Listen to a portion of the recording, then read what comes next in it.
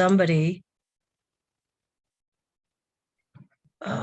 somebody needs to keep me on track with that. So we are recording now. And then once I get this recording after class, I will always post it in the announcements. Okay, so if you want to go back and listen to it again, and it's also for students who miss live lecture. Let me just check this student in.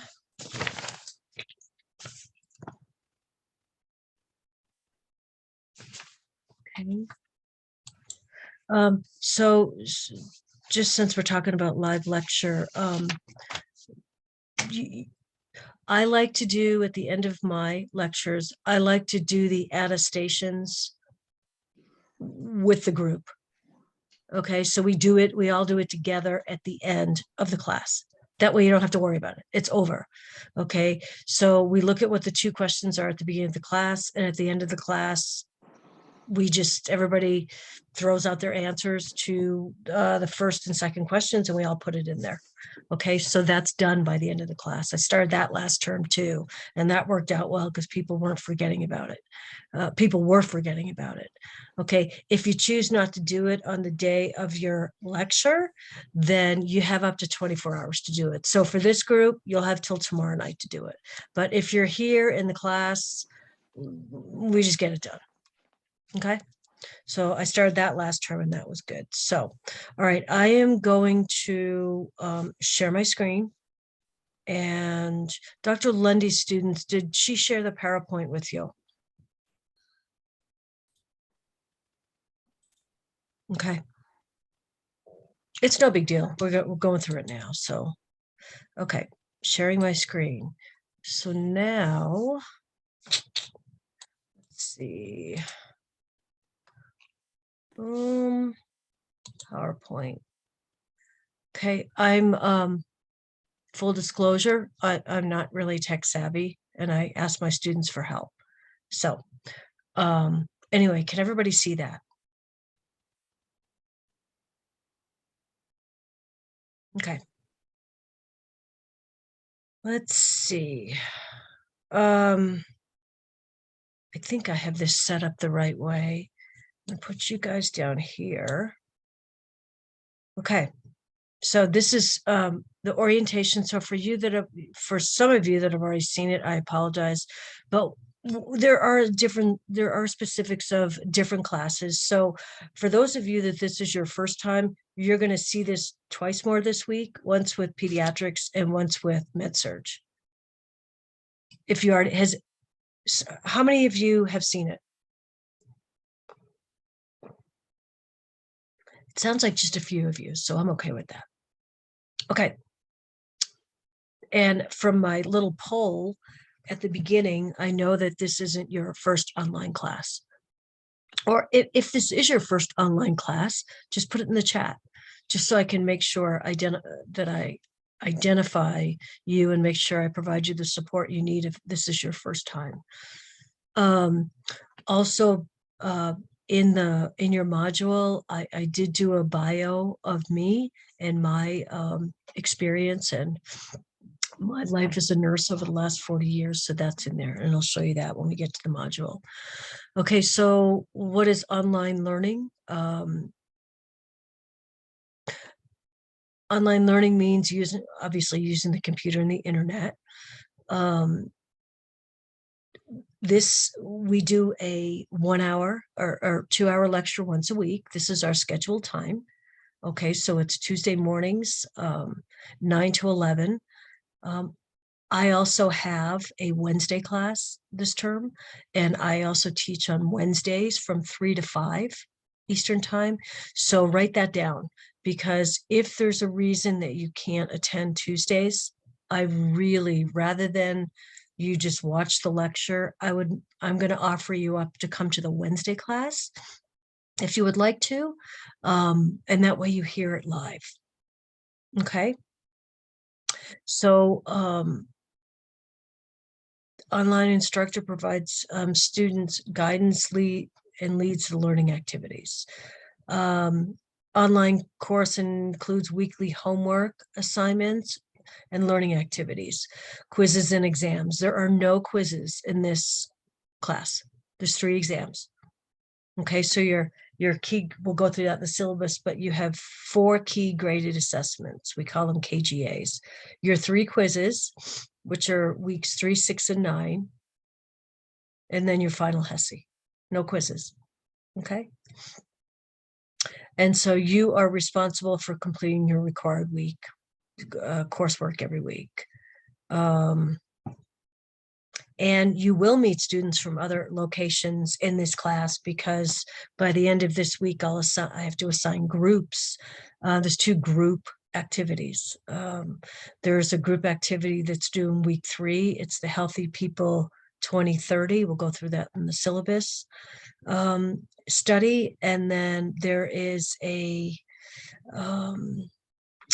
there's another one due in week 7. It's actually discussion question number 4, which is a group activity, which is to pick an infectious disease and do it as a group, but we'll go through that. Okay. So who do you contact? For any issue, computer access, course question, start with your instructor. Okay. And then I'm going to first tell, if you have a question, I'm going to send you back to your student resources. So my message is, please use your student resources first. Okay, you guys have a lot. We'll go through that in the module, but you guys have a ton of student resources from Elsevier, Evolve, Kaplan. We'll go through those, but you've got a ton of resources. And so if it can be answered through your student resources, I'm going to redirect you back there. Okay. But start with me. If you can't sort your question out in your student resource with your student resources, come to me. Okay. And if I can't answer your question, I'll go to Dr. Lundy. She's right here. She's our course lead. So this is a good slide to just kind of save if you need to for additional help if I'm not available. So our course lead in community is Dr. Lundy. Here's her contact information, right? And then I've got to move you guys over here. And then our Dean Brown is our National Dean of Online Nursing Education, and that's her contact information. All right, so start with yourself first. Try to problem solve through your student resources, and come to me.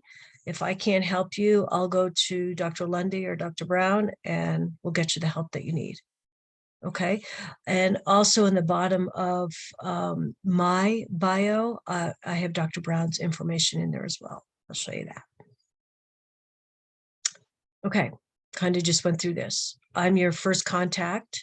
I'm available by email, messaging, and by phone. I don't care if you guys text me or whatever, it's fine. Can suggest ways to improve performance. Yes, we do that. Provides feedback through grading. Yes, I do that. I'm experienced in community. I just retired from 20 years of school nursing out here in Colorado. Loved it. Online courses, professional setting, communication to be respectful at all times. I've never had an issue with that, ever. Some people like to talk in our Zooms, that's fine. Others don't like to talk, they like to put things in the chat. So if you have questions or need me to go through something or explain it in a different way or give more information and you're not comfortable speaking up, that's fine, put it in the chat. Okay. Online course have specific start and end times. You guys are all familiar with the Pacific time, right? I mean, since we have people from all over the country, Pacific time is how the courses are scheduled as far as due dates. Okay, we have course starts on Monday and ends on Sunday. Okay, in this class we have, I think we have there's 5 Wednesday due dates and everything else is due on Sunday. Okay. And the five Wednesdays are the weeks that we have discussion questions, right? Because your initial posts are due on Wednesdays, right? And your peer reviews are done, or peer responses are done for Sunday. And then we have our week 3 case study with Healthy People 2030 that's you do as a group that we'll do that's due on Wednesdays. So for the most part, everything's due on Sundays except those particular assignments. Okay. So this is new in here, this term. There has to be, how did Dr. Brown? Okay, I'm just going to read from her notes. These were her notes for us to cover with you. Every week, there needs to be 2 student submissions for weekly attendance. Okay, one of them is that you attend class. So that's your attestation. Okay, and then the other one, mandatory weekly live session is one. The other items are your homework. Okay. The other items are your homework. So for example, like this week will be your attestation and your professional development plan. Next week it will be your attestation and your I think we have a discussion question next week. Okay. The reason why this came up, this term to mention, is because a lot of people work ahead, and I'm okay with that. I haven't limited any assignments. You know, they're not locked until the week before I don't put any limits on that. But the problem becomes if you work ahead too much, because if you sit and do all your NCLEX questions in week 2, next week, I think we start with NCLEX, I think, and you submit all 4 sets of your NCLEX questions in week 2, well, that counts for submissions on week 2. Does that make sense? So you get credit for them, but it won't count against your second submission for weeks 6, 8, and 10. Does that make sense? So be careful about working ahead because you have to have 2 submissions per week. All right. Does that make sense? Yeah, I have a question. I have a question about that. Yeah. Who's talking? Danielle. Okay, go ahead, Danielle. Would it be okay to do them ahead of time, just submit them on the week that they're due? Well, once you do them, they're submitted. The NCLEX questions? Mm-hmm. Or can you kind of hold them in the queue? Well, you print it as a PDF and then you upload the PDF into Canvas, but we could do them. You could do them, just don't upload it until the week they're due. Yeah, exactly. Okay. Yeah. If you can hold on to them and not submit them. Hang on, I've got somebody that's trying to get in here.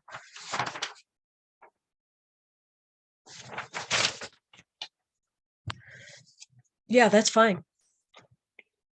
But you have to have two items to submit each week. All right, so let's see. Each week there are 2 standard activities to complete. Discussion questions, we only have 4, so okay, so we can go skip through that.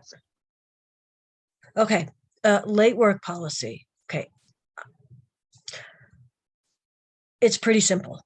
Okay, I'm not a hard professor at all, right? I see this as a team. This is a team approach. I have a job to teach you about community health nursing. You have a job to turn everything in and pass this class. This is not a difficult class. I consider this a fun class.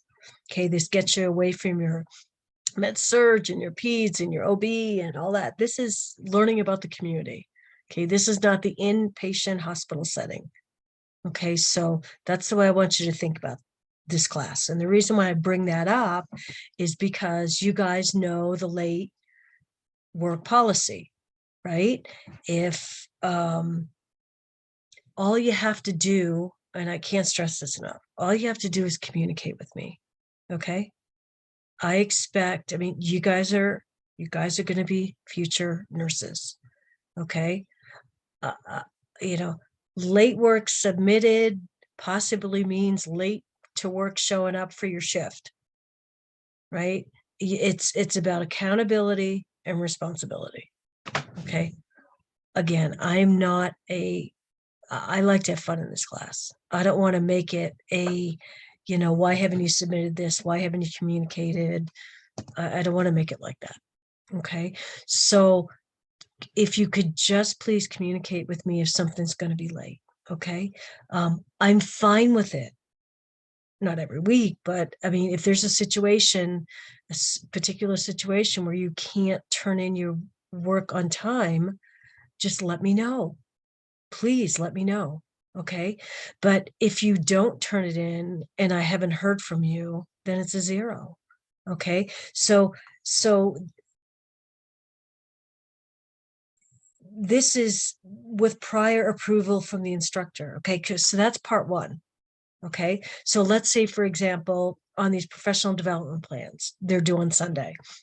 Let's say I have 5 that aren't turned in. When 4 of the students contacted me, said they had an emergency over the weekend, we'll get it in by Tuesday. Great. But the one person that didn't communicate with me, okay, this doesn't even apply. The 1 to 7 will get a 10% deduction because they haven't communicated with me. So that's a 0. Does that make sense? So it's 2-part. Okay. And that's one of the questions in our attestation this week is what's the late work policy? So it's this slide 7. So prior approval, and then once you have prior approval, you have up to a week to complete it. Okay. And you get a 10% deduction for that. Okay. And then after that, on day 8, you can't turn it in. So like, week 3, you can't turn in week 1 and for week 1 stuff. Okay. Week 4, you can't turn in week 2 stuff. So this whole late work thing drives me nuts because it shouldn't be an issue. I realize things come up, emergencies come up, and things on occasion may have to be late. I'm fine with that. Just communicate with me. That's all I'm asking. Anybody have any questions about that?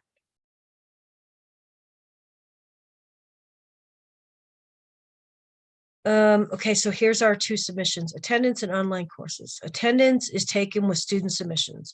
Must have 2 student submissions to count for attendance. So submissions that count as attendance will be the live session, your NCLEX questions, your case studies, your papers, projects papers, discussion, Kaplan exams. Okay. Anyone without posting attendance for 14 days will be dropped. I know you guys have seen this PowerPoint before. You've seen it in previous classes. It's just, this is a new slide. Okay. Making sure that I'm covering all the new parts that were. Okay. All righty. 7 key steps to success. Hopefully you guys are in term 7 of 8. These should already be embedded in your daily routines. Review the work that's due each week. What that means to me is going through the module from start to finish to understand what's coming up or what's going on that week. Complete the reading assignments each week. We don't have any more interactive lectures. So step 3 doesn't apply to this class.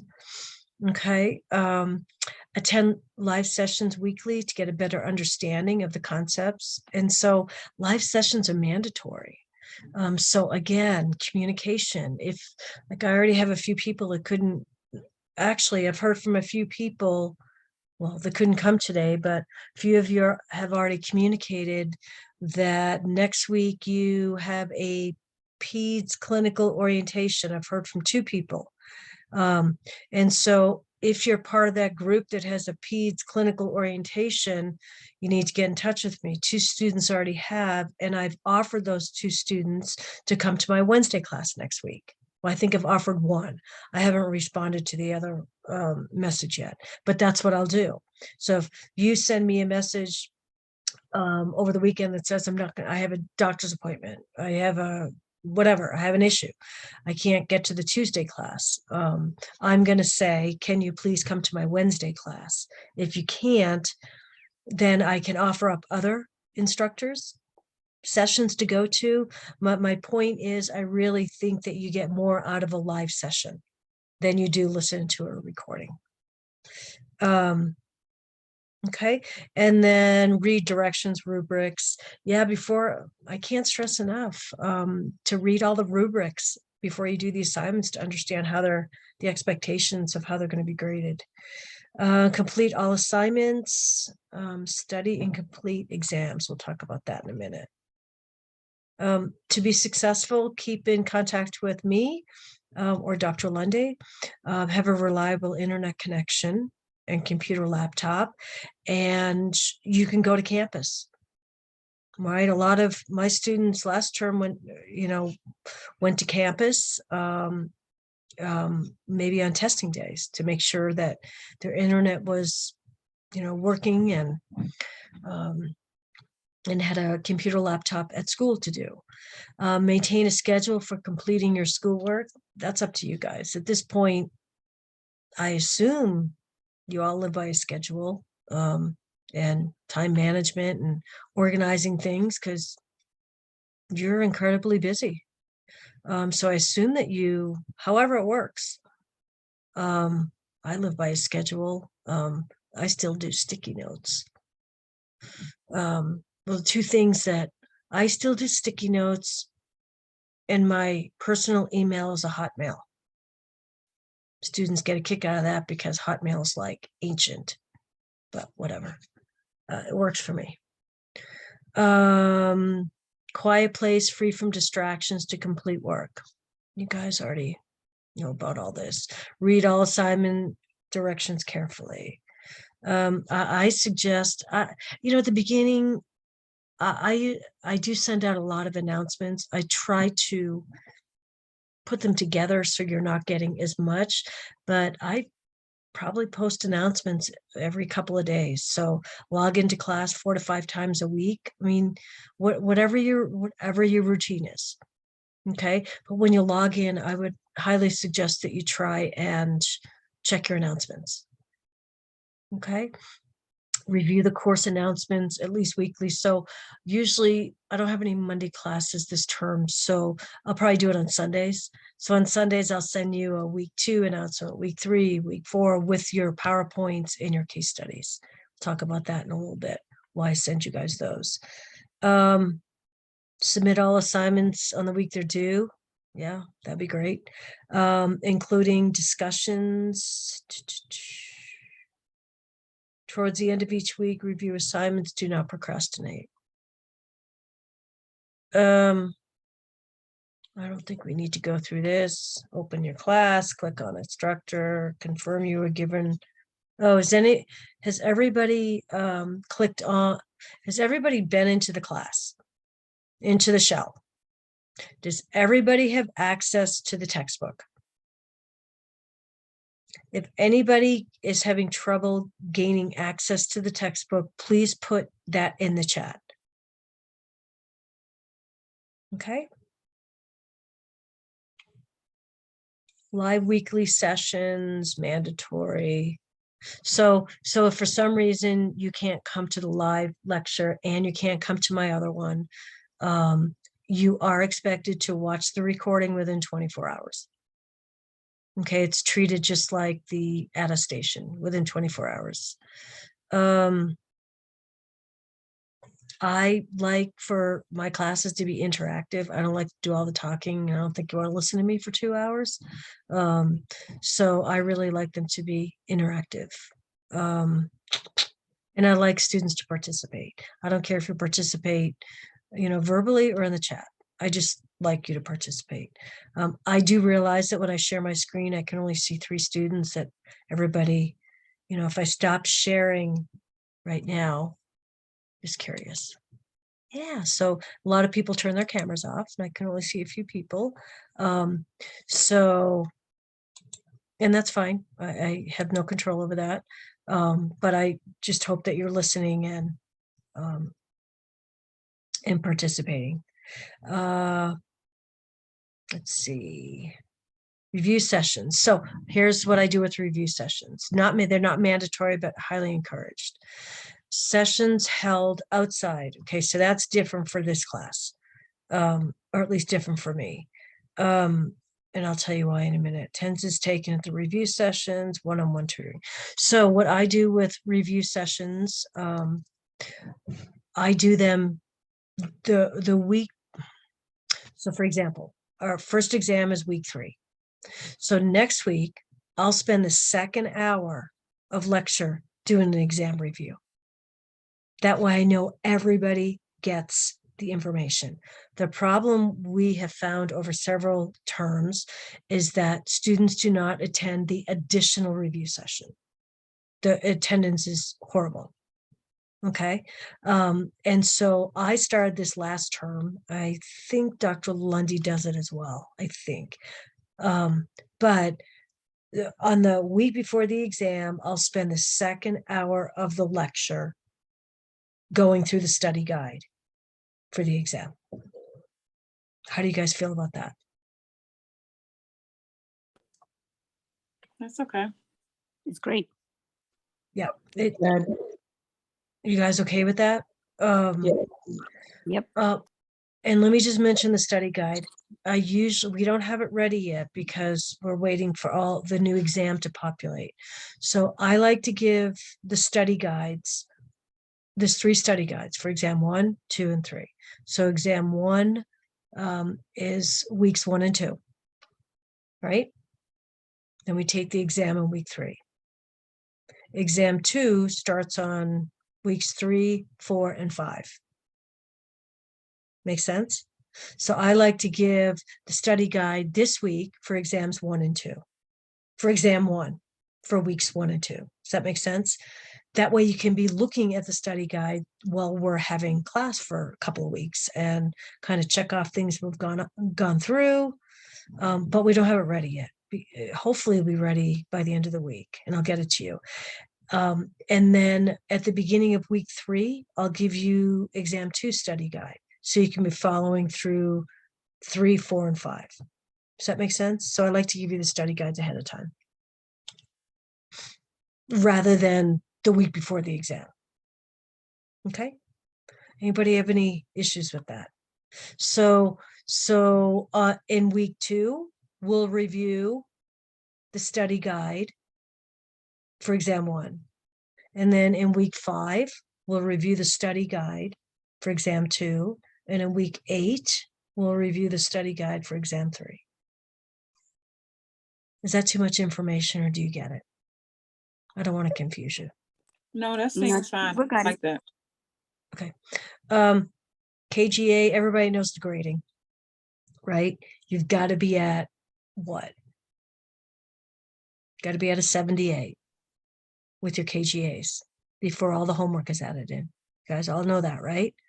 Okay, this is just a generic breakdown. I'll go through what ours is in community. Okay, so this class has, I told you, 4 KGAs: your unit exams and your specialty. Our exam. Oh, I think Dr. Lundy I think she already did this for her. Oh yeah, she already individualized this. So this is ours. Okay, so we have 3 unit exams, 20, 20, and 20, total 60. Then we have our HSI, 20. So actually all 4 exams are worth 20%. Okay, we have our vulnerable populations assignment, which is not due till week 9, but I introduced it in like week 2 or 3, just so you guys can be thinking about it. This isn't the kind of assignment you can start in week 8. you identify. So this is week 9. So just make a note here to go to week 9 module and read about vulnerable populations assignment. You are essentially picking a vulnerable population in your community and doing a research paper. Okay, so that is due in week 9. So therefore the rubric and the instructions are in week 9. Is it week 9? Is it week 7? I don't think it's 9. Just double check. I should know this.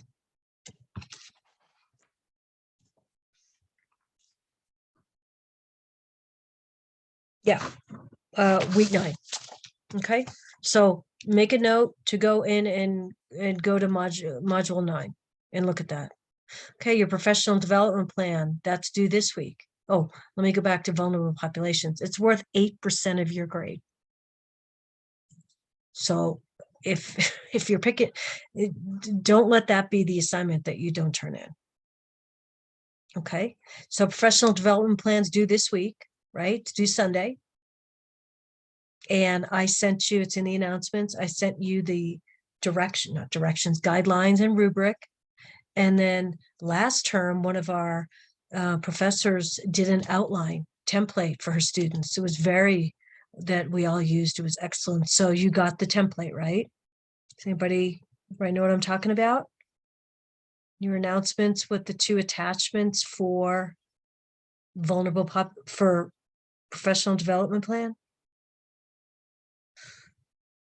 My students, let me ask about my students. Did you guys get those at the bottom of the announcement? Yes, we did. Yes, ma'am. Yes, Okay. I did. Okay. And Dr. Lundy will be sending those out if she hasn't yet. Okay. And then next one is this case study, which I'll be sending out the groups at the end of the week, but this is a group project. It's due in week 3. So make a note here, go into week 3 module. And it's due in week 3, go into week 3 and read about this, what you do. Then I'll be sending out groups at the end of this week. Okay, then you have NCLEX questions. We have 4 sets. Okay, couple of guides. I'm jumping ahead here, but this is stuff we're going to have to cover anyway. There's 4 sets of NCLEX questions. They are, I think they're weeks. What are NCLEX? I'll show you when we get to assignments, but there's 4 sets. The 2 things I need you to remember is you need to access NCLEX through your module. Okay, you can't do it from the outside. It has to be accessed through your module because that's the only way you can submit it. Okay, we don't accept screenshots. You guys should know this by now. So NCLEX, case studies, Kaplan, everything all your assignments need to get accessed through your module. And you know I'm talking about in the upper right-hand corner, right? Where it says start your assignment. And then the other thing with NCLEX questions is I need you to do them in batches of 50. Okay, 50, 50, 50, and 50. Okay, I can't do, for 1 week, I can't do like 5 batches of 10 questions or 225s. You really need to do it in a 50 because it gives you whatever topic you're covering. It gives you the big picture and can pull from all the different topics, where if you do 10, 10, 10, 10, it doesn't give you that opportunity. Make sense? There's 2 case studies, hospice and disaster. Each are worth 2 points. Kaplan is at the end. That's, I think, week 10. And then this is your discussion questions and your weekly live sessions. Okay. So I have a question. Yep. For NCLEX, I'm looking at week 2, NCLEX review questions, assignment submission. How exactly do we access it? Because it's not really letting me to access it. It just tells me assignment submission. Okay. We'll get to that. What? It says it's locked. I think that's what it is. It's locked. Okay, so you guys are not allowing us to do it ahead of time. It says it's locked until January 15th. Okay, that's what it is. Yeah. You're Dr. Lundy, right? Mm-hmm. I haven't locked anything. I haven't locked anything. Mine is locked. Okay. So I'm Um, guessing after the 15th is when I can access it. Okay. Thank Okay. you. You're welcome. So you guys know about the grading, right? With these four, with the 3 exams and this HSI, you need to have a 78, right? Before your 20% of homework, before all the rest of this kicks in. You guys know that, right? Okay. Your combined score on unit exams must be a 78 or above before any credit for homework is kicked in. Usually what I like to do before a couple of times during the term is I like to turn on the homework so that you guys can see where you're at. And I'll let you know when I'm going to do that. Does that make sense?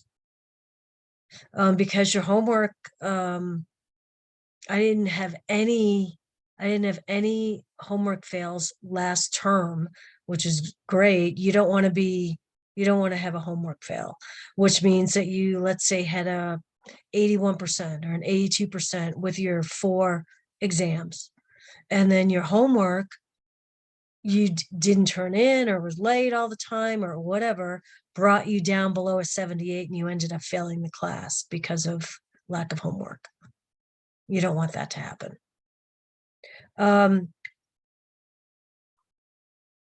Let's see, a minimum passing grade of 78 is required for successful completion of the course after the homework is added on. Okay. Exams will be scheduled through ExamSoft. Everybody should have an account with ExamSoft if you're in term 7. I would highly suggest that in this week or next week, you go in and double check that, make sure everything's working, because our exams are given during class time. So this will be when you're taking your exam. So your first exam will be 2 weeks from today. Right? Hang on, I'm just letting somebody in here. Okay. So your exam is 2 weeks from today. So this is a little bit about exams. You guys should know this. Let me ask this question. If you start your exam and you have an issue, what do?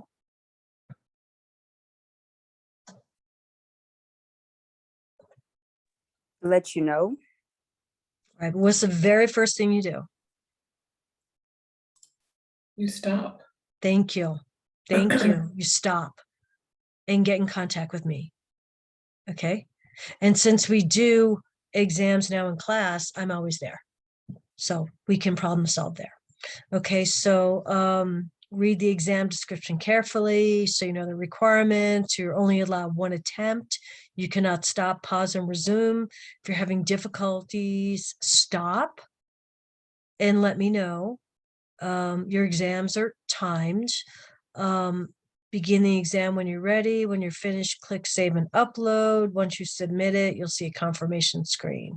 So the way I like to do it, I try and come on about 20 minutes before an exam. So say we start at 9. I like to come on about sometimes 8:30, 20 of, get people checked in. Remember, you always need to bring your ID, right?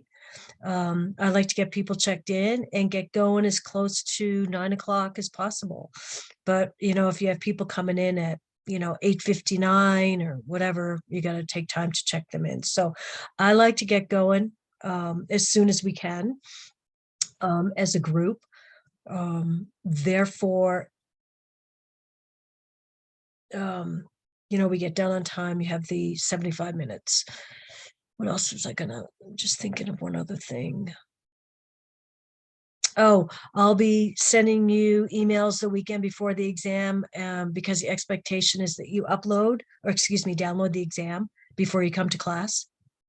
That way we can see if we have any issues, right? So I usually open those up on like the Saturday morning and you have 3 days to download it. And I'll send you an email about that. Does that make sense? I've tried to do lectures after the exams, so for this, it would be 10:30 to 11. I've tried in the past to have people come back at 10:30 and then we try and do a lecture from 10:30 to 11. That's hasn't been real popular. People like to just be done after the exam and not listen to lecture.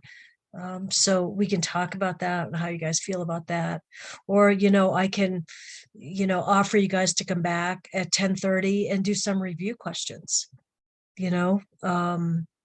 so I'm not gonna just not do anything from 10:30 to 11. I have to think through that this term. I think what I'm thinking about doing, because everybody's usually done by 90 minutes, unless there's been technical difficulties and some students have got started late.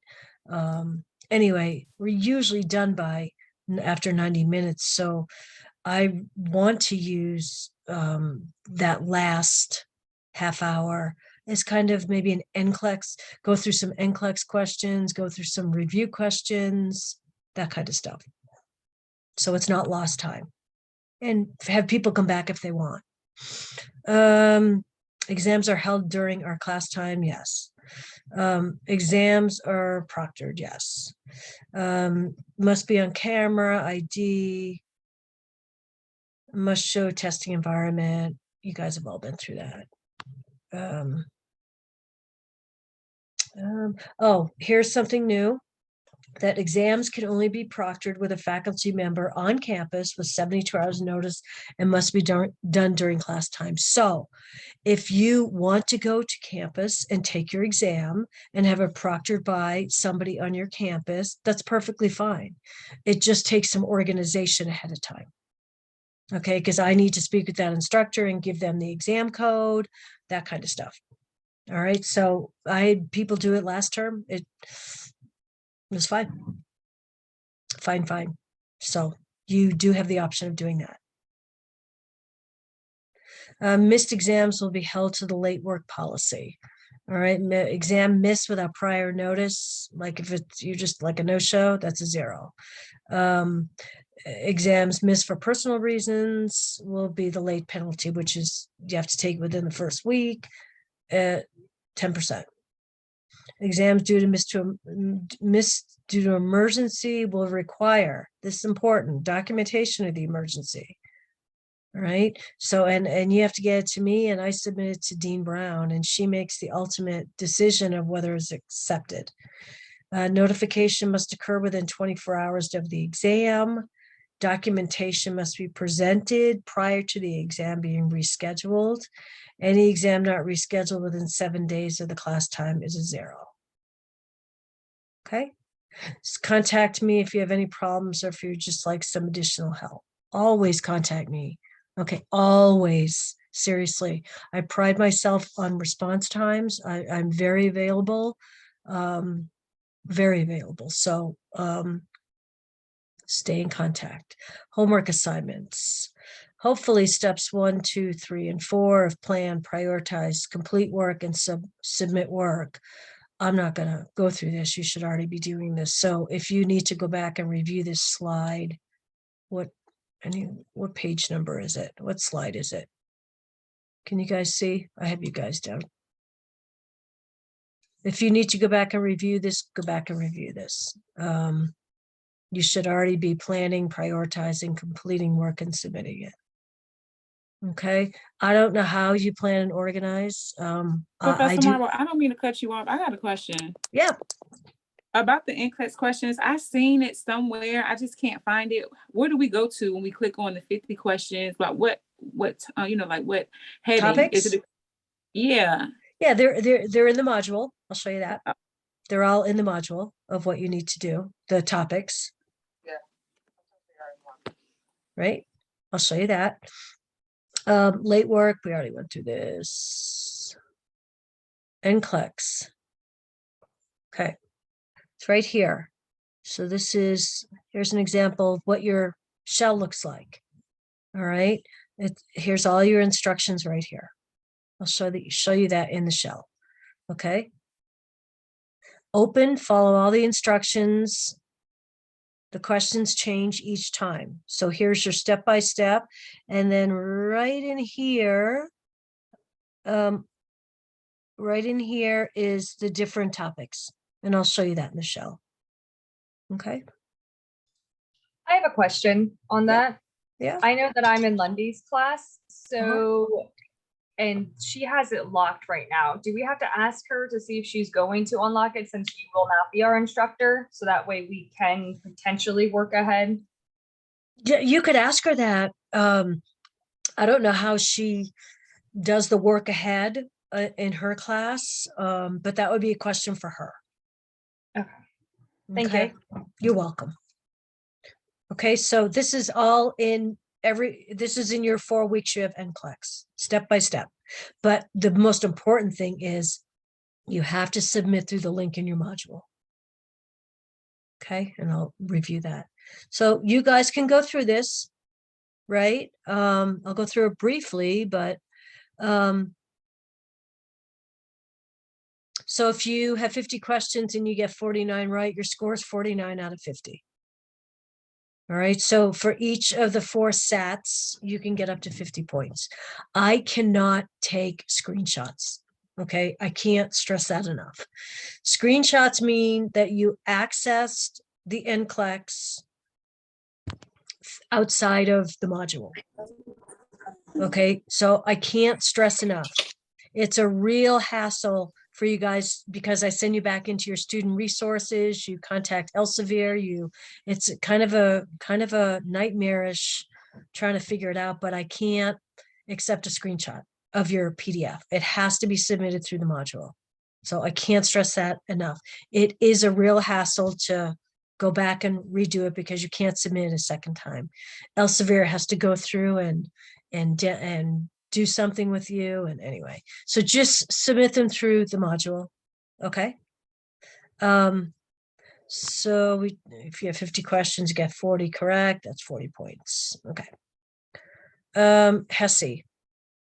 In the next week or so, I'm going to be sending you the HSI study guide. Okay. This is the study guide for the HSI at the end of the term. The reason why I send it to you is because it's like 50 pages. It's like a little review booklet. And I encourage my students to every couple of weeks go into the HSI and highlight the topics we've covered. That way, if you're going to go look at the HSI study guide at the end, with a week to study for the exam, it's going to be super overwhelming. I like to provide it at the beginning of the term so that you can kind of follow along with it. And same with the study guides. I kind of give the same story for the study guides. Follow along in the study guides. Follow along with the HSI. And you'll find that by week 9, you've probably highlighted most of the HSI study guide that we've covered. Does that make sense? I have another question then on that. Since you keep saying how you like to send out stuff ahead of time, do you know if our Lundy likes to send out, or is it like a group effort like it was from maternity for us where we get everybody's announcements? Yep. So we'll get your study guide, we'll get the Yep. We're working real hard to standardize everything. Perfect. Thank you. Yep. We don't need to go through all that with the study. You guys have taken your HSIs. Written papers and discussion posts. Okay. In your shells is all the assignment overview, assignment details. We'll go through that when I pull up the module. Grading rubrics. There's grading rubrics for all the assignments. I highly suggest you review those before completing any assignments so you know what we're doing. Tips for papers, discussion questions, APA. I am amazed at how many resources you guys have. Amazed. I hope you utilize them because the LIRN resources, they're unbelievable. Journals, you can use journals, make sure you have sufficient resources for review. They're no more than 5 years old. Summarize key points in your own words, give your rationale for your argument. So for discussion questions, typically what you're supposed to do is you're supposed to cite 2 sources on your initial post, and it's in the rubric. Okay, 2 sources on your initial post. One, can be the foundations book, or I'm sorry, the community health book, textbook, and the other one could be from somewhere else. What I like to see is that you're looking outside the textbook for information with the discussion questions. And then you're in the rubric for your peer reviews, you're supposed to cite 1 source for your peer reviews, because the purpose of peer reviews is not to just say, I agree, good post. It's to try and advance the discussion. Right. And so we like to see 1 resource cited for the peer reviews as well. Okay. We have to do 2 peers review, so each peer review have to have a resource. Is that what you're saying? You know what? I'm okay with one of them having, Okay. I'm okay with 1 additional resource in your peer review. And I'll pull up the DQ, the discussion question rubric, and show you, because a lot of, if you've done, I'll show it to you. I'm not going to jump ahead. We don't have quizzes. Went through technical issues. Kaplan we'll talk about down the road. We don't need to cover that now. Exams. 1 chance with HSI. Wait, there was something on slides 18 and 19 I was supposed to mention. Oh, that was the exams giving during class time. Yeah, we went through that. 1 attempt for the HSI and community. And at the end, a lot of the HSIs are now down on campus. We'll get a generic schedule at the end of the term, and you'll know about the HSIs. Benchmark, yeah, is 90, or 900. I tell people to shoot for 1200. So remediation is mandatory. We'll cover all that down the road, but you guys know about mandatory remediation after HSIs, right? You've all done that, right? It was much more organized last term than it was the term before. Do you guys agree? Yes.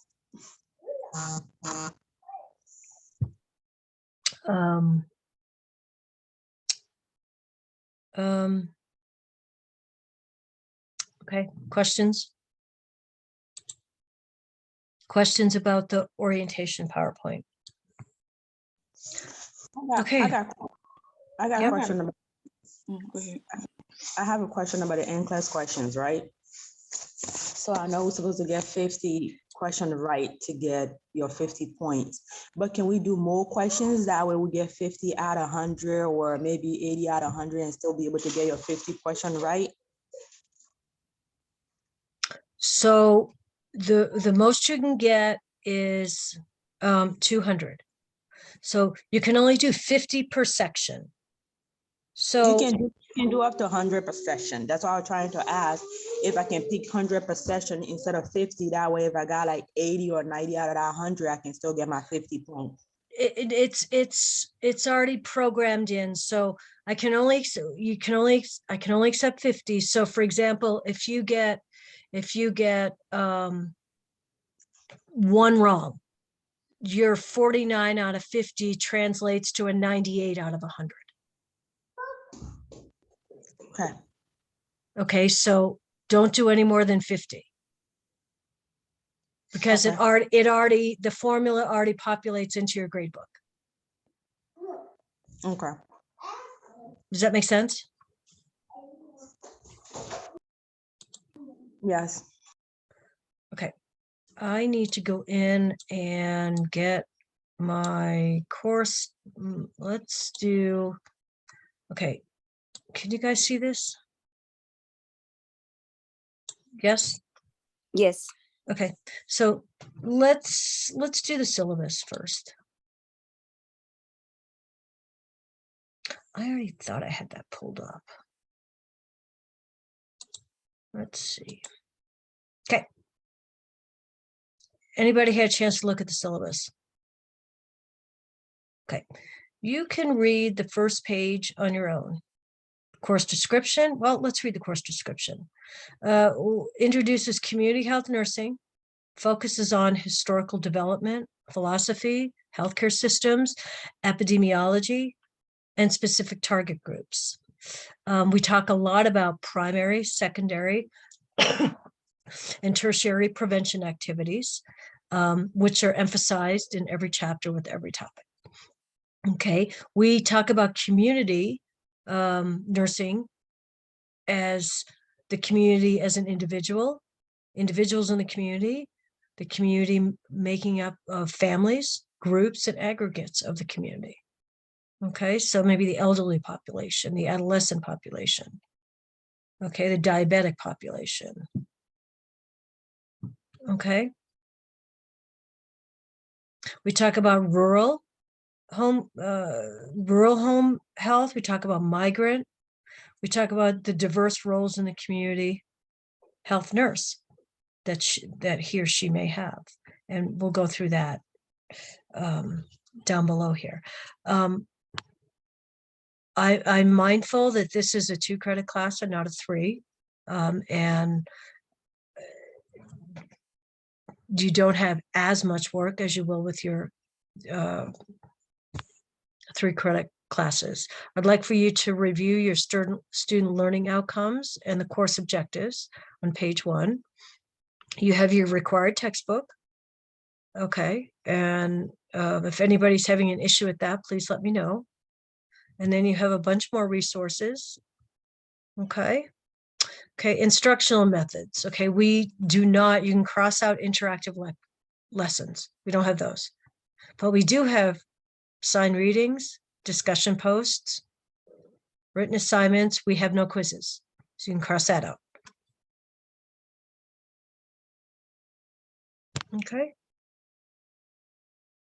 If anybody has any needs to get me any information with regards to ADA guidelines, please get me that information so we can make sure that your accommodations are applied. Let's see, I have somebody who's trying to get in here. I don't recognize, 1 second. Jamie Wilson. Sorry for the interruption. Yeah, she's supposed to be in this class, but apparently they didn't put her into the class. So she's been trying to log on, but I guess it hasn't been working. Oh, well, this is the first time seeing her name, so I'm going to admit her. Where's Jamie? Jamie, did you get in? Yes. Hey, Jamie, stay on after, okay? Okay. All right, thanks.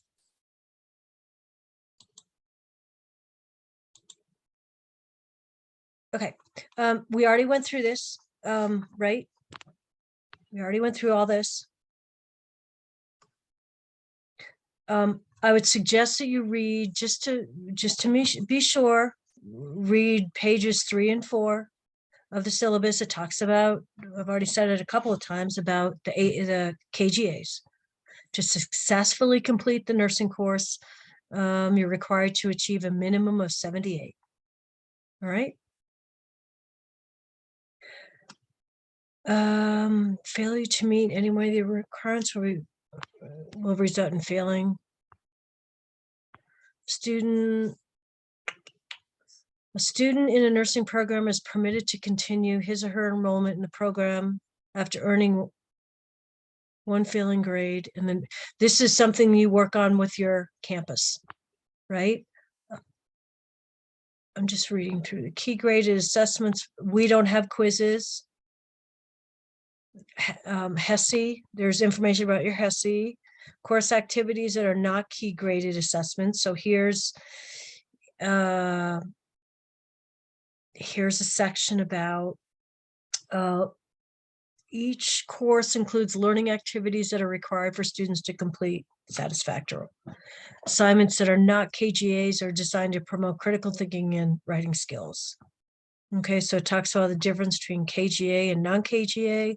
The assignment due dates are identified. I've already put those all in the module.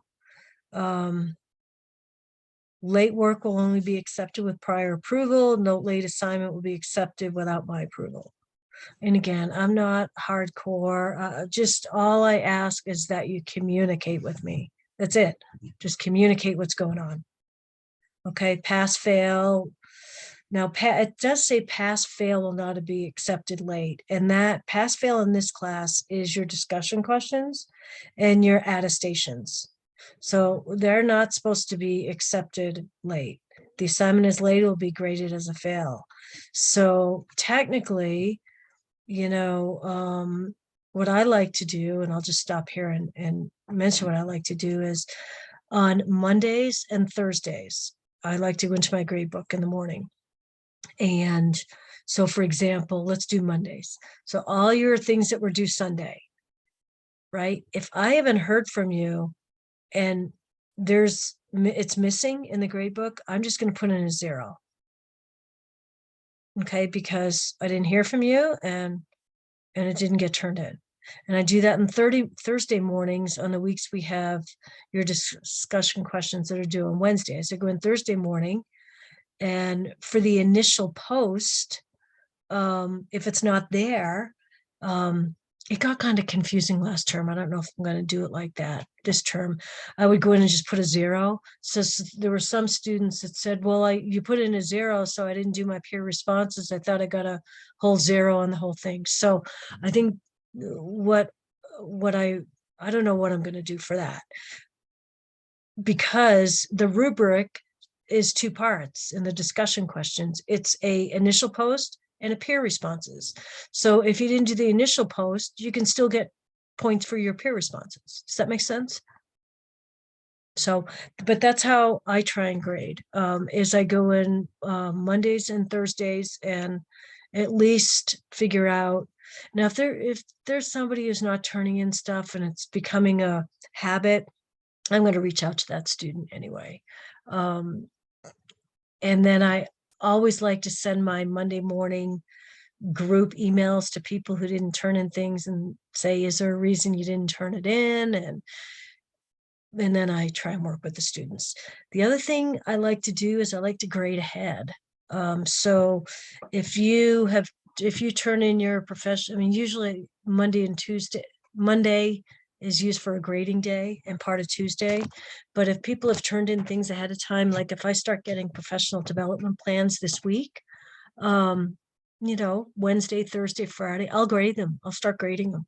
And same with discussion questions. If you have done your initial post on Wednesday and have already included your peer responses, I always think with discussion questions, if you're going to put your initial post in by Wednesday, just get your peer responses done. That way you don't have to go back to it. But if I see that your initial post is in there on Thursday, because they're due Wednesday night and you've already put your 2 peer responses, I'll go ahead and start grading those too. Right? I like to stay on top of my grading and grade things as they come in. So just FYI. Now, if you've turned something in that didn't meet, didn't meet the rubric requirements, technically you have till Sunday to do it. So I may send you a message back and say, hey, redo this part of your professional development plan so you can get the full 9 points. So that makes sense? Okay. After 8 days, nothing. Okay, we went through that. This is just estimated self-directed learning time. Okay, here's what I like to go over in this. When we talked about at the very beginning of the class, what do you guys think of is community health? I need to do it. How am I doing for time? 8:20. Okay.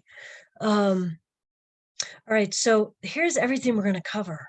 Okay, there's a lot of topics that are involved in community health. Okay, well, online orientation, syllabus review is what we're covering this week. But what we're going to cover next week in week 2 is our chapters, community and prevention oriented practice to improve population health. Okay, the history of public health, changing public health, changing US and public health, and then vulnerability in vulnerable populations. That's what community health is all about. Vulnerability in vulnerable populations. Okay. And then in week 2, we get into family development and how do we do a family nursing assessment? How do we do family risk assessments? And then this is a big one, chapter 20. What are the health risks across the lifespan, all the way from newborns to the elderly? Okay. And then the last part of week 2 is what is the role of the school nurse? Okay. And then week 3, we talk about rural health and migrant health. And we talk about the 4 major vulnerable populations that we talk about in this course, which are poverty, chapter 23, poverty, homelessness, teen pregnancy, and mental health. And then that same week, alcohol, tobacco, and other drug problems in the community. All right, so you can see all these topics we're covering. This all falls under community.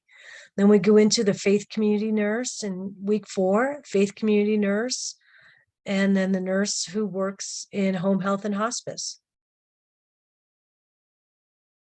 And then another part of community health is in week 5, we talk about environmental health. What's environmental health? In the homes, home environmental health assessments. What are environmental risks that we have on a daily basis?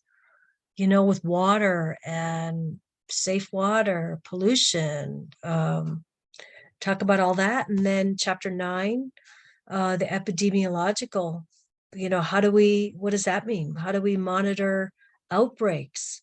How do we do studies? How do we, so we talk about the epidemiological impacts of community health, and then the nurse and occupational health. And let's see. Oh, that's chapter 8. That's a big one. Or week 8. Or let's see, week 6. We talk about education. A big part of community health is education. Okay, so chapters 11 and 12 in week 6, we talk about using health education and groups in the community. How do we put together programs? How do we do community assessments? How do we identify what the needs of the community are? Okay, how do we do a community evaluation? Week 7, we go into violence and human abuse, infectious disease and prevention. HIV, we talk about HIV infection, hepatitis, TB, STDs. There's a lot to cover.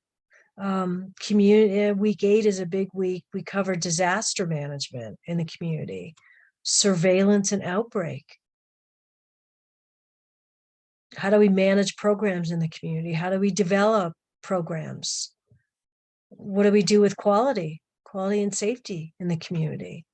Ethics is huge in community health. Cultural influences. There's a whole chapter on cultural diversity and cultural competence. Case management, that's big in community health. And then what does nursing practice look like? Community nursing practice look like at the local, state, and national levels for public health. And then we conclude in week 9 with government. How does the government and the law and policy development affect public health? What are the economic influences with public health? And then we cover evidence-based practice. Why is evidence-based practice so important in community health? So, I mean, that's the syllabus. There's a lot. I'm just going to stop and stop sharing for a minute. There's a lot to cover in community health. So what do you guys think about that? The weekly topics compared to what we talked about the first 5 minutes of class? Are you surprised? What do you think about all those different topics that are covered in community health that are part of community and public health? It's do you a guys- lot. Question, are we're going to be reading the book and you're going to provide us with slides, correct? Yeah. Okay. We're going to talk about that in a minute. Yes. Yes. But we don't need to read the book we don't need to read every chapter from start to finish, and I'll get to that in a minute. Okay. So what are you guys thinking about all these different topics? Anything in particular interest you? I feel like it's going to be pretty interesting. You know, it lets us get an idea of different types of nursing, you know, instead of just focusing on like acute care. Yeah. So, you know, it might spark an interest for us or, you know, someone to go into community nursing. Exactly. Exactly. Yep. Thank you. That's great. What else what are some of your other thoughts from some others?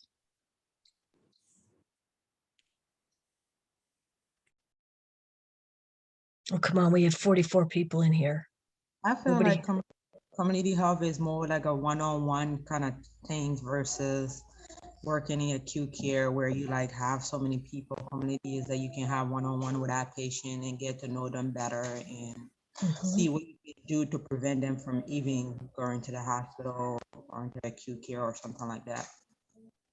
Right. And think about community health. I mean, think about working in the community versus, say, working on a pediatric unit, taking care of pediatric patients. Out in the community, you have to bring in all your skills. All right. You have to bring in pediatric experience, OB experience, lots of med surg experience, right? Because you could be walking into or participating in, think of how many different scenarios in the community, right? You could be you could be doing newborn home visits, teaching new parents how to bathe an infant. You could be doing wound care, teaching clients how to take care of their wounds, how to do their medicine, right? You could be teaching pediatric diabetic patients how to test their blood sugar. You could be working with the homeless population. I mean, the scenarios are endless in community health. You have to bring all your tools in your toolbox from all different aspects of nursing. Which is great because it gives us a lot of opportunities. Absolutely. You could be doing immunizations. You could be doing health fairs. You could be doing helping adolescents recover from suicide attempts. You could be working with helping to rehabilitate vulnerable people from alcohol and drug abuse. You know, it really is mind-boggling to think about how many scenarios you could be faced with working in the community. And then to boot, if you're rural, and there's a whole chapter on rural nursing. I mean, you may be everything in rural nursing, right? You may be the labor and delivery nurse, the pediatric nurse, the adolescent nurse, right? I mean, there's just think of your community you live in now. Okay? Think of the community you live in now. I don't know how involved you are in your communities, but what do you know about your communities? Do you know the population? Do you know the health risks? Do you know what the top 5 challenges are in your community? Is it drug addiction? Is it suicide? Is it crime? And that's why the vulnerable populations assignment is an excellent assignment. It asks you to pick a vulnerable population in your own community and study it. Do you know what the homeless population looks like and how many people are homeless in your own communities? What do you know about the school systems? Is there, from the pandemic, what do you know about, what is the pandemic? What challenges has this pandemic presented to your community? Are there increased suicide attempts among your adolescents? I don't know how much you know about your community. Joshua has a question. Go. So for the project for the non-week and referencing what we're talking about now, is kids as a subsection consider a population? Absolutely. If I can choose to talk about the kids of our population or something like that. Yeah, absolutely. Okay. Having spent last year in the schools, one of the things that I saw, Joshua, with regards to what you're asking, is the huge increase in mental health needs for the kids in my community with regards to the pandemic. So kids are a vulnerable population. You bet. Does that answer your question? Yes. Okay. I bet you their parents are the ones that need help. What? I think their parents need more help than kids exactly. with pandemic. Think about with the homeschooling and all. Think about all the vulnerabilities and challenges that have come up over the last 2 years. And the one thing I will say about community health, community and public health have been put into the forefront over the last 2 years, right? Just think about it. This pandemic is part of public health, part of community health. Think of all the different things we've had to change, align, rethink about how we do our job as a public health nurse. I mean, basically last year in the schools, I know I was listed as a school nurse, and in the district I worked in, we were consultants. So we covered multiple schools. So each school for me last year was like a little MASH unit. Right. And we have a huge district. We have 180 schools. It was like having 180 little MASH units. Each school, had a COVID team and, a room to put positive COVID kids in while they were waiting to go home. It was an absolute crazy year. But even though my role was Kathleen Marvel, school nurse consultant, I was pretty much a public health nurse, as were all my 60 peers. We assumed the role of school nurse and public health nurse. Make sense? So I really want you to try and look at this class as something different than your acute care setting courses, your med-surg. You do need your med-surg skills for this class. You do need your pediatric skills for this class.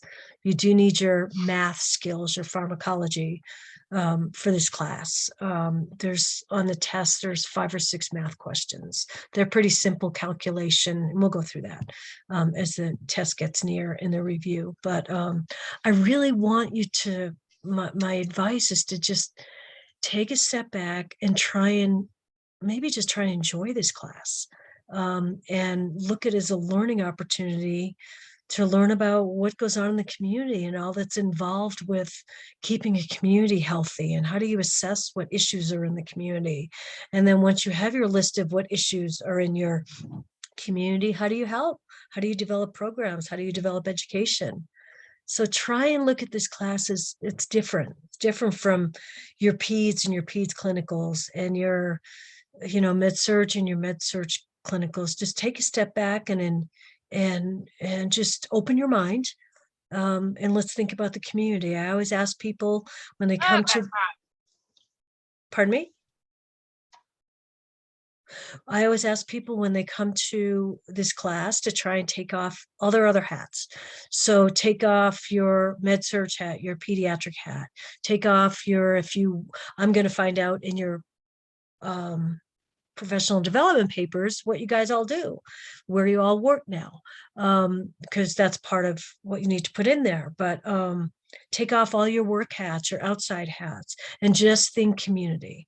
I've had students in the past that have struggled with this class because they or I've had a firefighter, EMT, that try and take all of their current knowledge as a firefighter, and this is how they would apply to the community.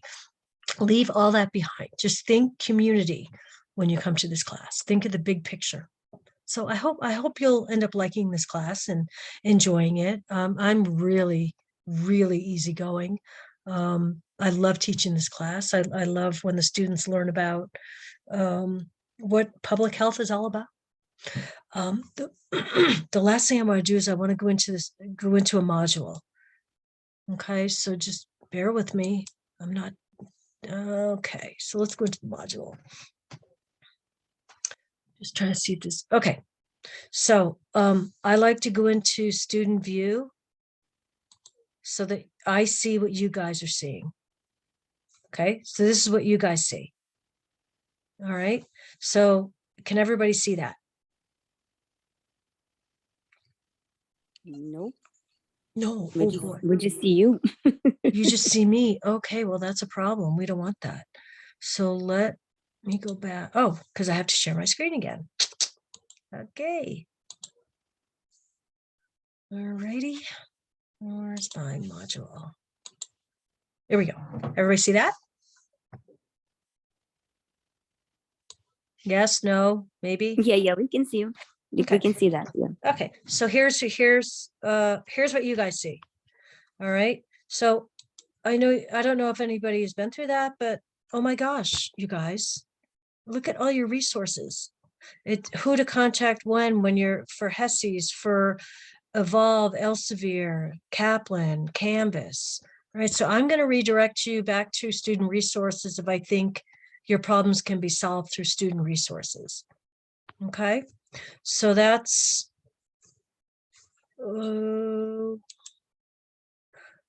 okay. Textbook, here's where you get your textbook. Okay. And here's what I talked about. I can't believe all the resources you guys have. Writing Center. I mean, it goes, I've even used some of these resources as well. So use your resources. Everybody should have a NextGen account, right? If anybody doesn't have a NextGen account, you have to have a NextGen account, and here's how you get in. Okay, I have a question. Somebody raised their hand. Go. So I have a question. I was going through where you are right now and to check for the NCLEX book. You said you want us to access the NCLEX from right here. But Nope. for me, it's not showing the same. Okay. Is that not what you mean? Well, hang tight when we get to NCLEX because we have to go into an NCLEX week. So just hang tight. And when we get there, let's see if you're still having the same issue. Okay, so getting started, I put my bio in there and I just want to show you that I put Dean Brown's information at the end of my bio. Okay, as far as virtual hours, I sent you guys a front sheet, syllabus cover sheet. I have to at least identify a time where I have office hours. If you guys want to schedule a time to meet during then, that's fine. I always do it on the like an hour before class time, but my message is I'm available whenever. Okay, so you just let me know. I can set up a Zoom in 30 seconds and we can meet. All right, so I'm flexible. I'm available for whenever you guys need to meet. Okay. Let's go through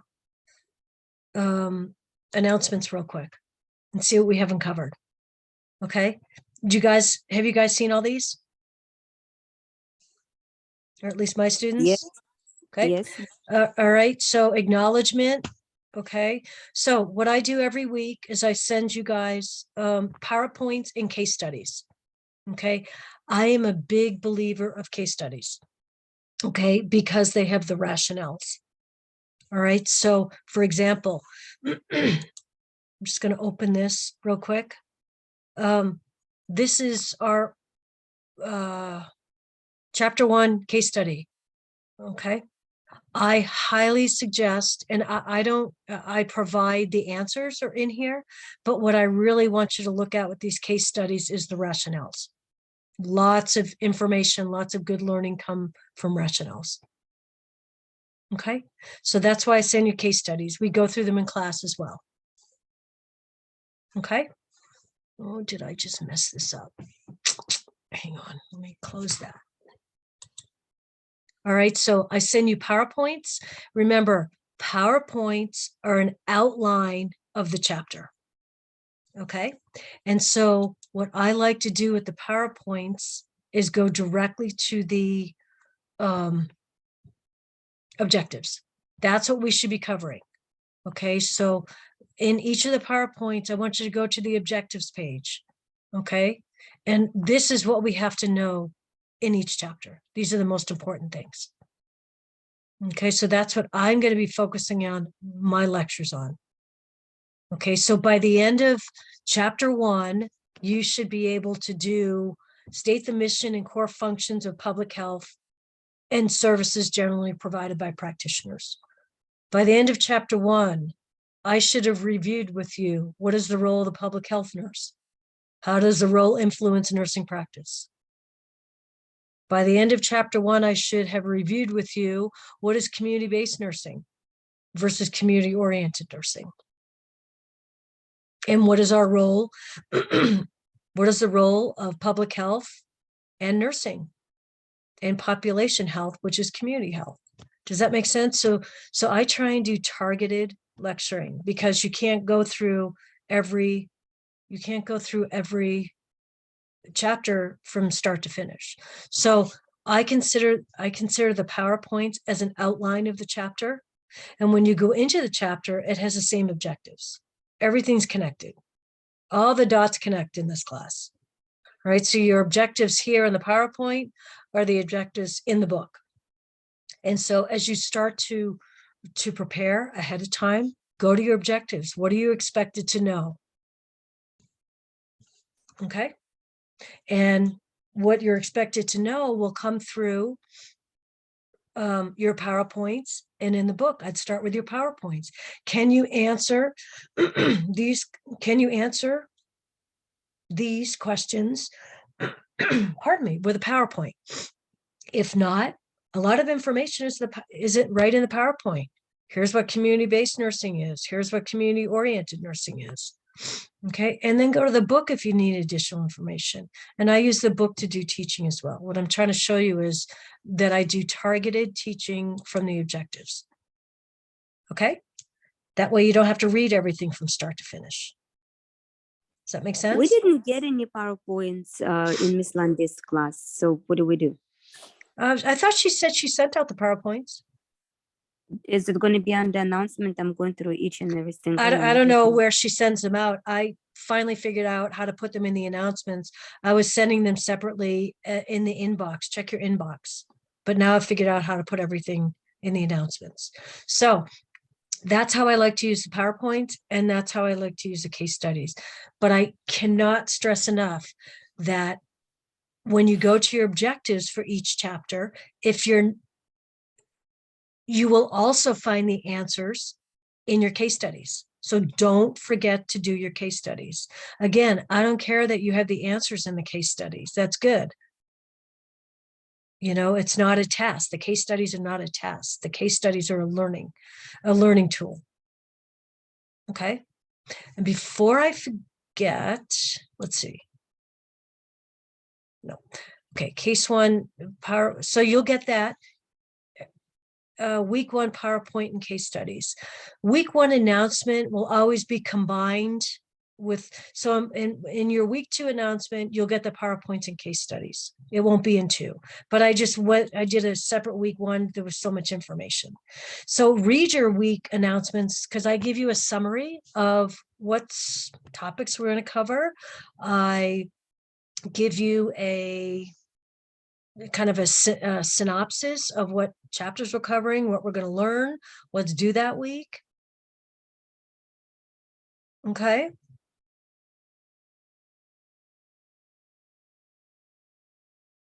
Here's your here's in the week 1 announcement, here's your professional development plan. Here's the rubric and the guidelines, and here's a template.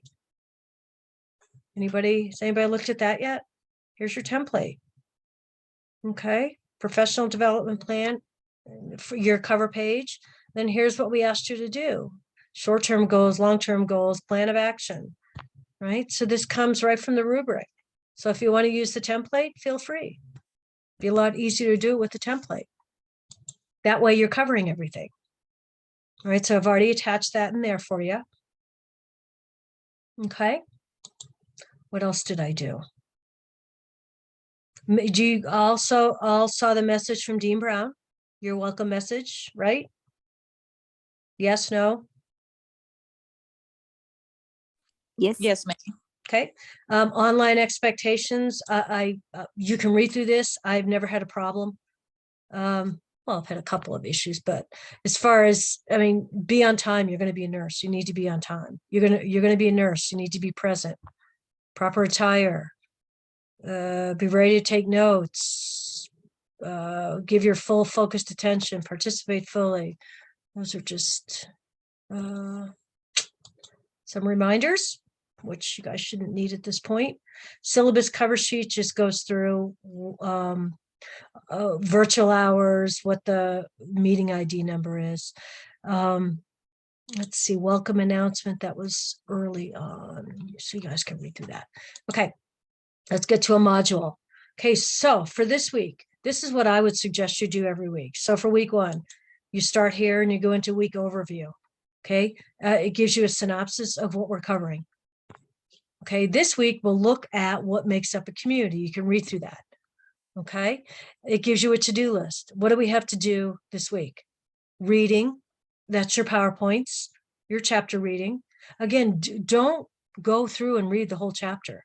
Go look at your objectives first, all right, in your prep work, all right? Look at your objectives. Where are you going to find that information? That's what you need to focus on in the chapter. Where's that information? And again, PowerPoints or a synopsis or a summary.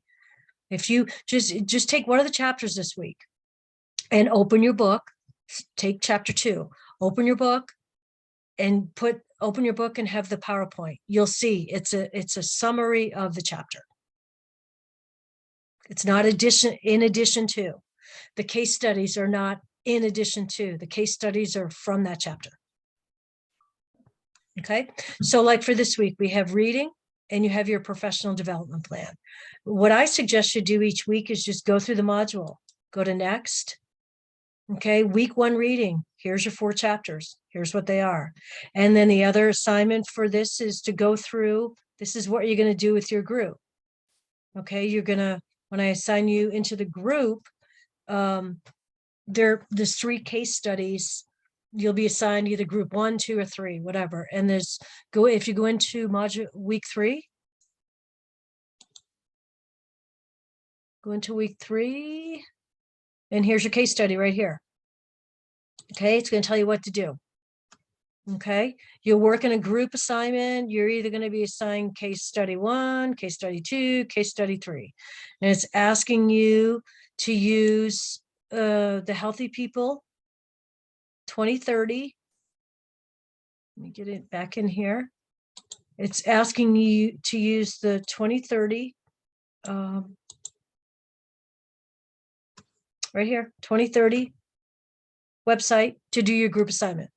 Okay. Okay. So let's go to the next. Here's your link to your textbook. Okay. Okay. Here's your professional development plan. Even though I've already sent you this, here's your overview. Okay. So if you use the template I sent you, it incorporates all of this. Okay. Here's your rubric. Okay. So make sure you read your rubric. Okay. And then here's our attestation. Oh God. All right. So we're going to answer what's the late policy, and we're going to answer define primary care, or not yet. because I'm not done yet. I just want to go. So that's how I would go through each of the modules. So let's get to one that has number 2 that has an NCLEX. Okay, so again, your overview. Here's what we got going that week. And I'm going to summarize all this in weekly announcements as well. We have our reading, which is the PowerPoints and the chapters, initial discussion posts. So that's due Wednesday.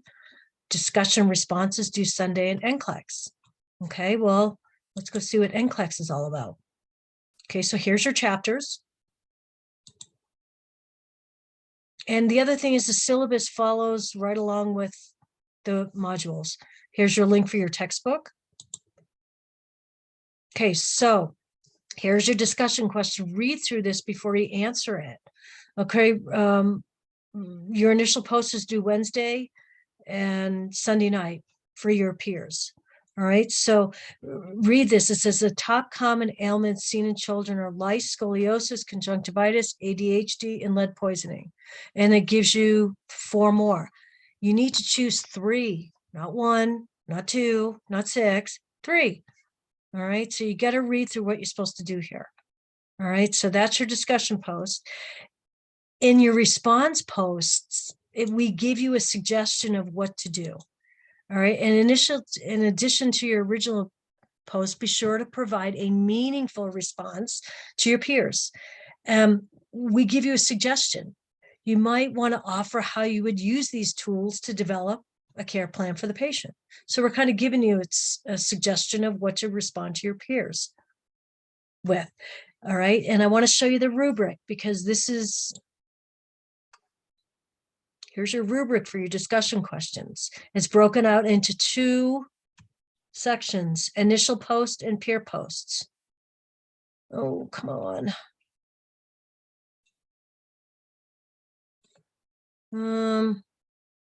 Why isn't this coming up? Okay, I'm going to skip that for a minute and get to NCLEX. Okay, so here's your NCLEX. This is where you start your assignment up here. This is the only place to start it. Don't start it anywhere else, right here. But it gives you exactly what to do. Select week 2 NCLEX, okay? And then you select your 50 questions, select category and content area. Well, the 3rd bullet in all of your NCLEX pages is your category. All right. So for week 2, subcategories, communication, community health, special populations, and spirituality, culture, and ethnicity. Select new questions only and begin the session. So it tells you exactly what to do. Okay. Gives you your file name. So to those of you that had NCLEX questions, does this help answer your question? Yes, but I wanted to just know if we needed to go through the resources from here because it's not showing except you go through Evolve. What's not showing? You're not seeing this in your module? You can see this is where you submit at. Where you're going to do it at is what I thought you were talking about. I think what she's saying is like when you This click is where on you submit. they give you an option to submit it. It don't give you the option to do it. The way you get to the question is you go to how to call it. I usually go to module and then student resources, and then there's a link that's the NCLEX link. That's why I click on to usually get to it. That's what I'm saying, that for me, it's not letting me go in through Canvas. It only allows me from Evolve. So when she was saying you have to do it through here, I need to be sure that it's okay. As long I as you're think going, ours is blocked. That's why we cannot see what you're showing us because it's blocked right now. I think Dr. Lundy needs to open it so we can actually start the assignment. Because right now, when you go through through the questions from the NCLEX, you cannot get into it right now. It's blocked. It just says blocked until the 15th. And I think that's what she's referring to. I'm not sure. yeah, I mean, as long as you're going to your NCLEX page and starting your assignment from here, once it's open for Dr. Lundy's, We should be able to see what you should you're be able showing to, us. it should be fine. Right. Right. So that's what I would suggest you do for each of your weekly modules is go through, see what's due. Does that make sense? Case studies are already uploaded, but again, be careful about working ahead. Now, do you guys know about your Evolve resources? Do you use those? Do you use your case study and your review questions in Evolve? Do you guys know what I'm talking about? I usually go like the summary of the chapter because Okay. I don't always have time to read all of it. So. Yeah, I mean, I'm gonna, you guys just hang tight with me for a minute. I know I want to do hang on. I'm going through, can you all still see? This is mine, but I want, I we can see can, it. you guys can see, okay, hang on. Okay, so this is mine, but student resources. Okay, you guys have this, right? You know you have this, right? So Yeah. Yes. okay, I would be doing this as well. Okay, this for you, here's what you have. Some of the chapters don't have a case study, but most do. Okay, do you guys know, because I like to cover the practice application in the chapters. You guys know that you have the answers to that right here, correct? Do you guys know what I'm talking about? No. Okay, so wait, it says loading, hang on. Right here, chapter 1. Okay, so you guys have the answers to the practice application. So if we go, and this is in every chapter, I'm just showing you guys what you have as, oops, resources, because I will use these. Hang on.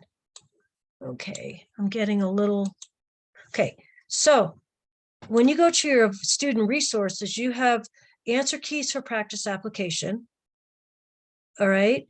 You also have a separate, I send you the case studies from my lesson plan. You also have a case study. If you have a case study in your student resources, it's in the book. And I'll show you those as well. Okay. So here's your case study. This is in the book. Okay. But here it gives you the answers and it gives you the rationale. So this is, to me, you guys need to use this. All right, and I'll show you where it is in the book, because it's just another set of case studies. Hang on. Okay, and then, so I'll show you where these two are in the book. And then you guys have 10 review questions per chapter. I don't know if you know this, but you should be doing these. Okay, it's a quiz. All right, and you go through the 10 questions, but you have to go through the quiz. Even if you get 10 wrong, it will give you all the rationales of why it was the correct answer and why the other answers are incorrect. I firmly believe in these case studies. So you have 2 sets of case studies. You have the one I send you in the lesson plan that we go over, and in these Evolve resources. Does that make sense? So for each of these chapters, you have the answers to your practice application and your case studies, which are in the book, which I'll show you. And then these can only help you prepare for exams, these review questions. So do not forget to go through that, please. I want to show you real quick. Oh shoot, I have to go through my own, I have to get out of student view. I'm almost done, you guys, I swear, almost done, but this is important. What am I trying to do? Oh, my book. All right, so in each chapter, what you have there's a practical application and there's a case study. Okay, so let's just go to, okay, here's your community. Here's our first chapter, but hang on. You have to find them though. They're in the blue boxes. Just bear with me. I'm just trying to show you. Here's your case study. Okay, so you have to find your blue box that has your case study. Go through these case studies in these chapters. Okay, because at the end it says answers can be found on the Evolve website, which is what I just showed you. So go through your case study. And then the other one is your practice application. And you just have to find the box, and we'll go through this next week. Practice application right here. Okay. It goes through their questions. Okay. And it has the answers in Evolve for you. Again, this is a great studying tool for your exams, the practice applications and the case studies. Okay. Okay, so we're not going to go through that now because that's chapter 1. We'll do it next week, but those are the resources. Okay, everybody pull up their attestation. Everybody pull up their week 1 attestation.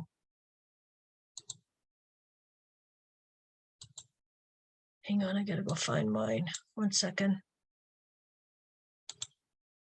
Okay, so I'm going to week 1 live attestation. Okay, somebody put in the chat, or somebody give the answer to what's the policy for late work and percentage deduction. What is it? And everybody be typing this in right now. Type it in. What's the late? Okay. What's the policy? 10% off for the first 1 to 7 days, and then 0% of the 8th, unless you talk Correct. to the instructor. Right. But what's number 1? Let your instructor communicate with your instructor. That's number 1. What's the policy for late work? You need to communicate with your instructor. You're going to be late. And then you have 1 week to complete it, the assignment, with 10% deduction. Right? Mm-hmm. What's primary care? Anybody look that up yet? What's primary care?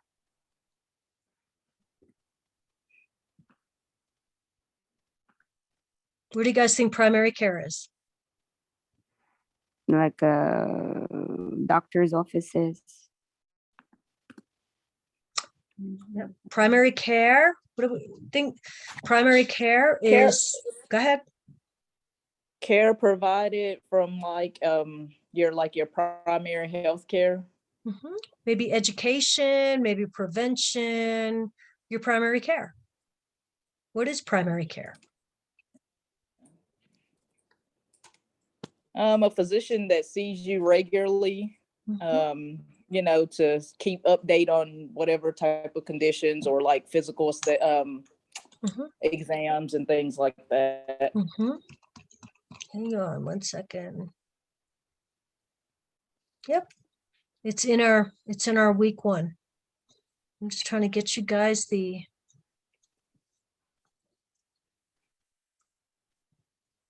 primary health care.